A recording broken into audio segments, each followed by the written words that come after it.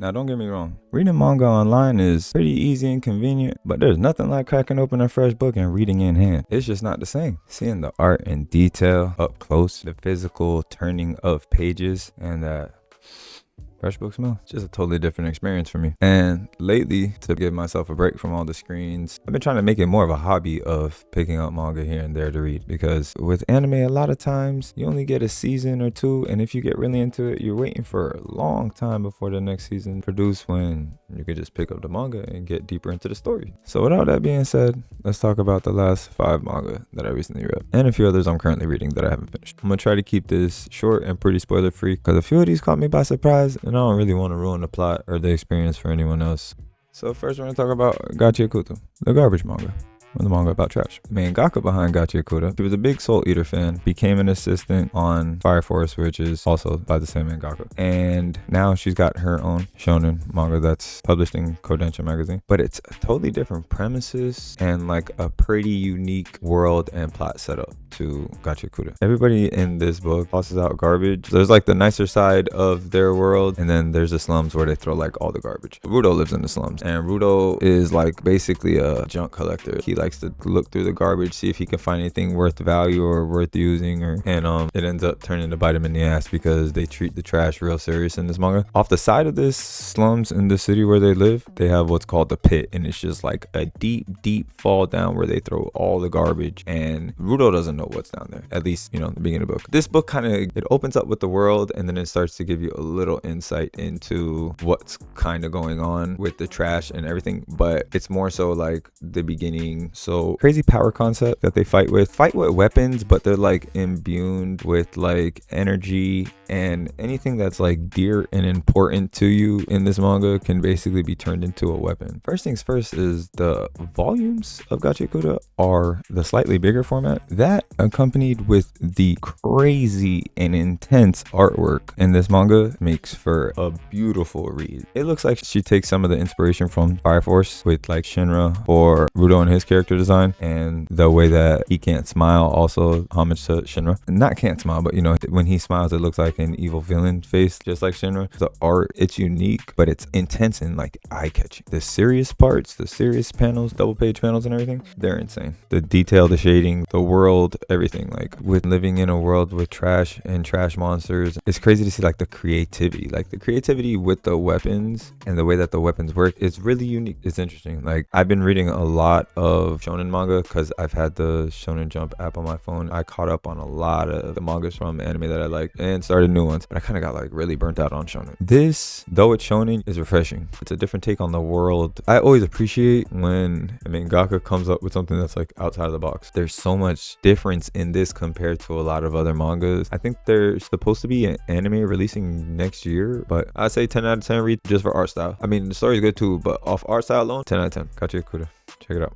Second on the list, and probably the most interesting and intriguing to me out of all of these on this list from just reading this first volume, is going to be 20th Century Boys. Now, I've been sleeping on a lot of these stories because I haven't really been reading manga. I've mainly been an anime watcher. And the problem with that is some stories either just don't get an adaptation or don't get a proper adaptation. 20th Century Boys is one of those. The whole premises and story behind this is just, it was so absorbing from when I started reading it. From the same mangaka behind Monster, Pluto. The newest one he has is Asadora. Mastermind mangaka, like his storytelling. I have the second volume, but I only read like maybe the first chapter. But just reading this one volume, you're in for a fucking crazy hell of a story. When the story starts, Kenji, the main character, Kenji at the time, it's 1997 Tokyo. There's a lot of eerie things going on around him, right? A lot of it seems coincidental, but once they get under the surface of what's going on, it's a lot deeper and crazier than that, and it all ties back to this friend, and everything that's happening present in 1997 Tokyo is directly related to like 30 years back, right around when they had the landing on the moon. Kenji and all his friends, they had a little secret hideout. They made a plan that they were going to fight off bad guys and save the world, and they came up with this symbol for their little gang.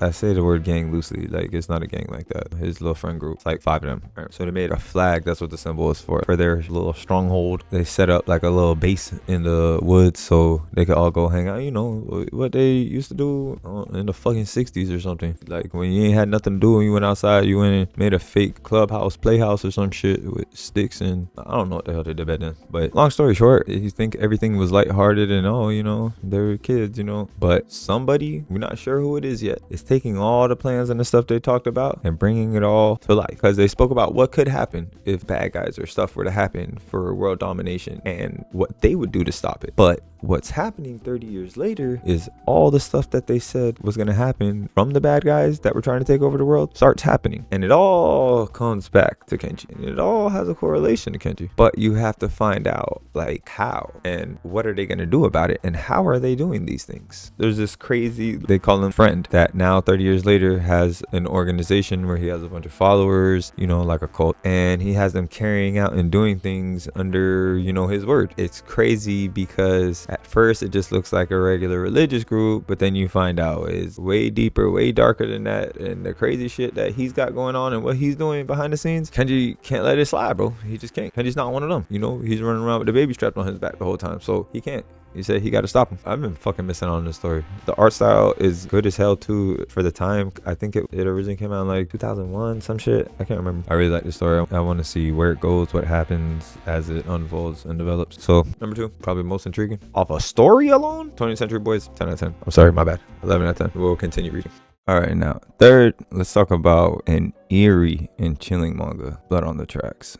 Now, it's definitely most suspenseful on this list, and if you don't really know, it catches you by surprise. With the exception of the opening 7 color pages, the first 3/4 of the volume feel like a regular slice of life, honestly. There's the slightest chilling undertone in a few panels, but it's so slight that it doesn't really seem like much. But you get towards the end and you realize, oh yeah, this is definitely a horror manga. And once that event happens towards the end of the book, it had me hooked. I already ordered the next few volumes of this because I need to see where this story goes. The name with the cover, that's really why I picked this book up. It just looks so nice and sweet, the picture, but then Blood on the Tracks in the red just told me I know this can't be a happy story. It's such a slight undertone of chilling horror. Interesting read. 10 out of 10. Definitely a great start to a twisted and crazy story. I know it's just gonna get more creepy and eerie and twisted, and I'm all for it. I want to see how far this goes. Definitely intrigued by this mangaka. Alright, so next up and most recent to finish reading, Goodnight Punpun. I picked this up because I saw that it was the same mangaka behind Dead Demons of Destruction. Besides Dandadan, that's probably one of the more recent animes that I watched, and I really like the story. Like, the story was another like really interesting. There's a lot going on and there's more than meets the eye, like more beneath the surface. I really like the storytelling and like the perspectives that the mangaka showed in Dead Demons of Destruction. So most of the times when I buy like a new volume, I try to do a bare minimum of spoiling or getting into the story just enough to kind of know what it's about. I really just read the back of the book, which says, meet Punpun. He's an average kid in an average town. He wants to win a Nobel Prize and save the world. He wants a girl that he has a crush on to like him back. He wants to find some porn. That's what he wants. But what does he get?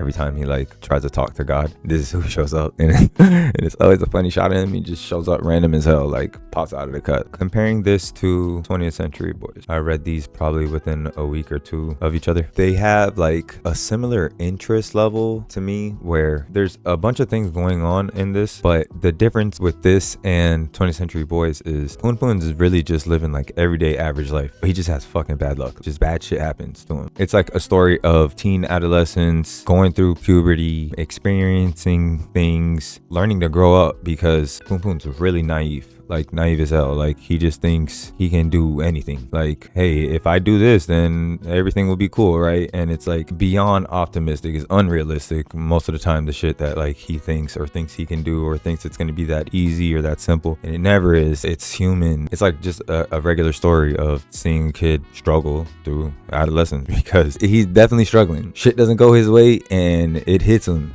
and it hurts and he's down and he's depressed about it, but he's got to try to figure out what the hell he's got to do. Like, he's got to move forward. It's a lot of letdown. It's a book about letdown. I feel like that's what makes it such an interesting read, is as opposed to like, you know, the shonen, he has all these grand ideas and dreams and shit that he wishes and wants to do, but it's just not happening. Like, it's the opposite. It's not the shonen story where like, he's going through and like accomplish like, oh shit, I need to be in this tournament and win, and then I need to go. no, he's losing round 1 in the tournament. He's flopping out. It's over. That boy's going through it. Even in the cover, it's out of context, but this is such a like awkward ass moment for him in the story. Just this shot, it's a train ride. It's so many awkward positions he puts himself in, but it's so good. I gotta see the struggle. Like, I gotta see my boy make it through. I'm hoping eventually he has some good luck with something. It's like, if it can go wrong, it's gonna go wrong. He needs the God, my boy, to bless him. Like, come through, man. He's waiting. He just be in the cut, like just laughing at Punpun and shit. Like, he won't be helping him for shit. I think he's like a bird, bro. His parents look just like him. Like, everybody else in the story is fucking people. He doesn't speak up until he's too late. He's love struck and he's overthinking everything in his head, and because of that, he's not saying nothing. And then time passes by, and then he's like, oh fuck, all this time he been overthinking and his life done moved on, and he's like, shit, damn. So 10 out of 10 read for struggle slice of life. Definitely be continuing this. Oh, he's got a new one too. It's already being published, Moving Into the Deep, but the volumes haven't come out. I think the first volume comes out next year, like January or something.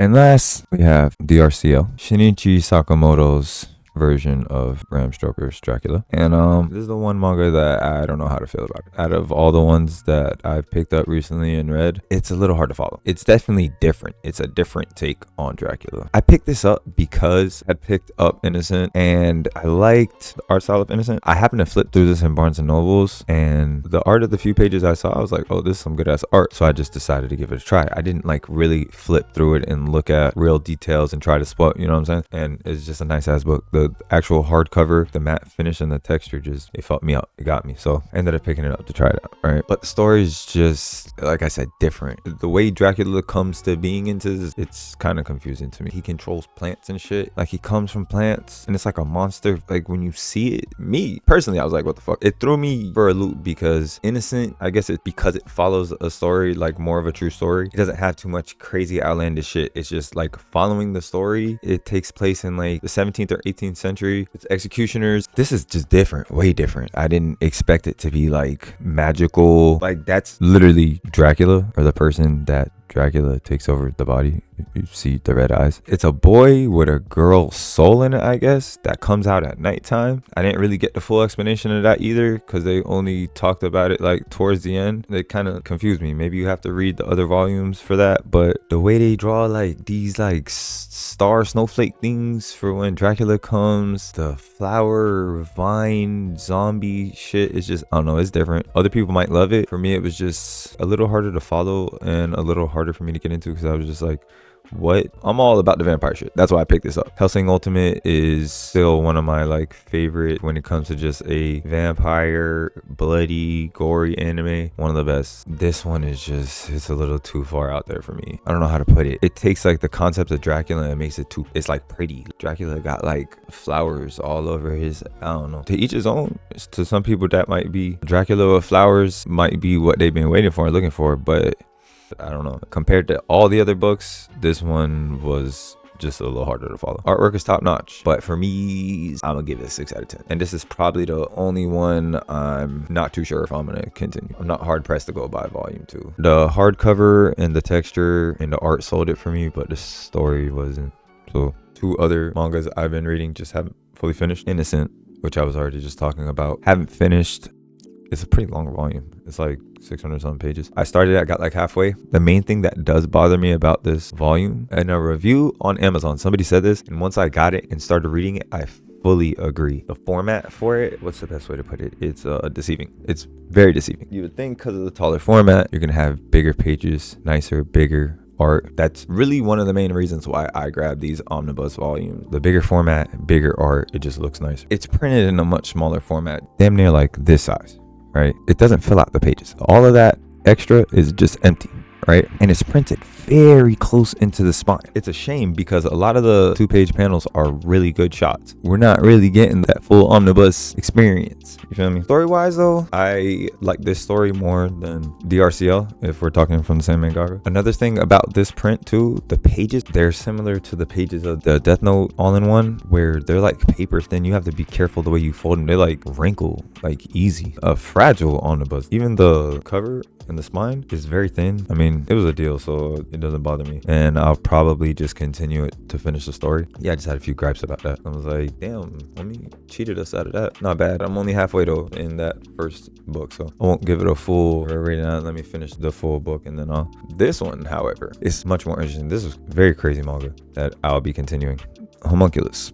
Now, I'm almost done with this, so I can give a little bit more insight. I probably only have 30, 40 pages that I didn't finish. But this is a crazy interesting manga. Definitely, out of everything, the furthest into horror. Blood on Tracks is horror, but this is like in your head. It's definitely one of those like adult stories. The main character is just a pathological liar. He can and be lying about all kind of shit. He damn near deals with different personalities. Like, this would need its whole own video just talking about Homunculus. It's definitely like dark horror, but it's interesting. The concept behind it, what he goes through and how he deals with Homunculus is crazy. Definitely interesting read. I'll definitely be continuing this. It's dealing with the main character and him trying to address all these different issues, problems, fears, and things that people need to conquer themselves, but they're supposed to all be a reflection of him at the same time. So really interesting story, really interesting read. Almost done, but I'll still give it 10 out of 10 read. Some people find this manga disgusting. I don't, but if you're more on the queasy side, you might not care for it, but great read. I'll be continuing. So yeah, that's a manga I've been recently reading. The manga I'll be continuing to read. It's just something about being able to have these books in hands to read. I have the Shonen Jump app and Manga Plus, but it just doesn't feel the same reading on the phone. The artwork and the attention to detail, I feel like I can appreciate it more in hand in book form. Like, even if I read on the iPad and I have a bigger screen, I don't know. It's just something about that paper and that print on paper. You really see the art and appreciate the art like that. Maybe it's not that serious for a lot of people, but for me, I appreciate it more reading paperback form. I'll still continue to read some manga on the app. Some I'll still continue to pick up paperback. Like, I read Chainsaw Man on Shonen Jump app. I'm up to the current chapter that's come out, but I'm still gonna buy the volumes to see it, even though the volumes are way behind what's online. Just like Kagurabachi finally just dropped their first volume, but they're on chapter 55, 56 already online, you know what I'm saying? So there's the pros to being able to read online and getting the story ahead of time, and that's cool and that's great. I don't know, having it in hand is the best way for me to consume a story, I think. Even Dandadan, eventually I'll have to go back, collect all the Dandadan to read it again, because like, I read it all on the phone on the app, and that's cool, but the story's so great, I want to see it and have it in paperback form to be able to pick it up and read it again. Some stories are going to be like that. Some stories you don't have a choice because they're not on an app, you know what I'm saying? Some of the stories are only either paperback or try to get it on, you know, buy it on a Kindle or buy it on an app to read through an e-reader. But that's going to be my recent 5 plus 2, really 7 manga I've been reading lately. Check back for more. I already have other manga that I've picked up that I'm currently reading, will be reading, be continuing with majority of these. I said probably the exception of DRCL. So if you're interested in any of that, check back for more of that. But that's all I'm gonna have for today, guys. And on that one, we out.